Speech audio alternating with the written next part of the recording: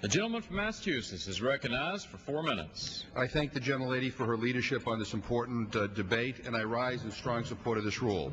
Mr. Speaker, the policies of the Bush administration have produced an American economy in crisis. People are losing their jobs, fuel prices are at a record high, food prices have dramatically increased, confidence in the economy is at an all-time low. Now, maybe this is a radical idea, Mr. Speaker, but shouldn't the energy, passion, and focus of the administration be on fixing these problems? This administration has turned a cold shoulder to the plight of American workers. They have opposed efforts to extend unemployment benefits. They have no plan to help 45 million Americans get health insurance. They've even opposed expanding health benefits to children.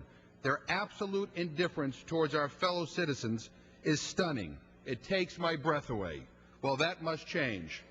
The Speaker of the House has the right to prioritize legislation. She has stated quite clearly that we want to continue to work with President Uribe to make progress on improving human rights, the rule of law, ending impunity, breaking Colombia's political and military ties to drug lords and paramilitary groups, and protecting and promoting basic labor rights.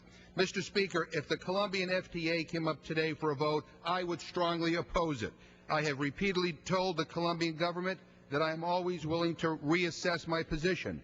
But when it comes to issues like human rights, I refuse to be a cheap date.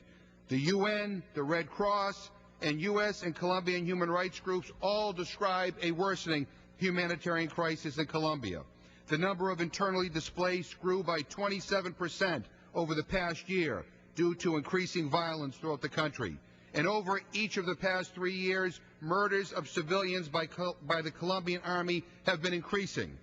Violence against trade unions continues at an extremely high level, and the vast majority of cases of murders of labor leaders remain unsolved.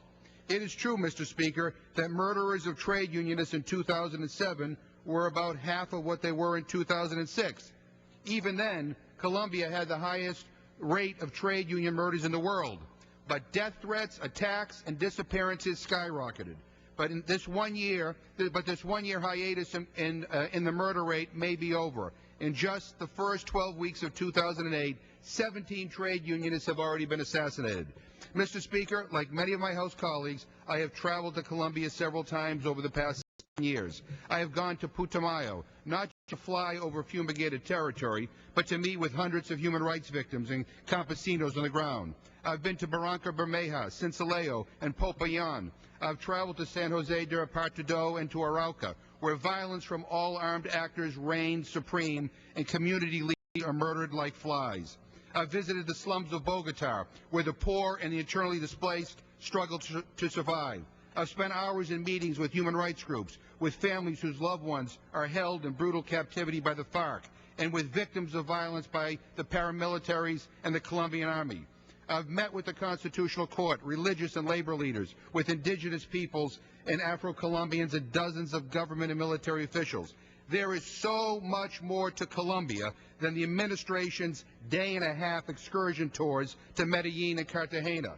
Mr. Speaker, Congress must insist upon improvements in human rights in Colombia and not paint a rosy picture simply to secure a trade agreement. U.S. policy must take responsibility for the behavior of Colombian security forces trained with U.S. tax dollars, take into account the continued suffering of the civilian population in the midst of an ongoing conflict, and support the rights of victims after a decade of atrocities.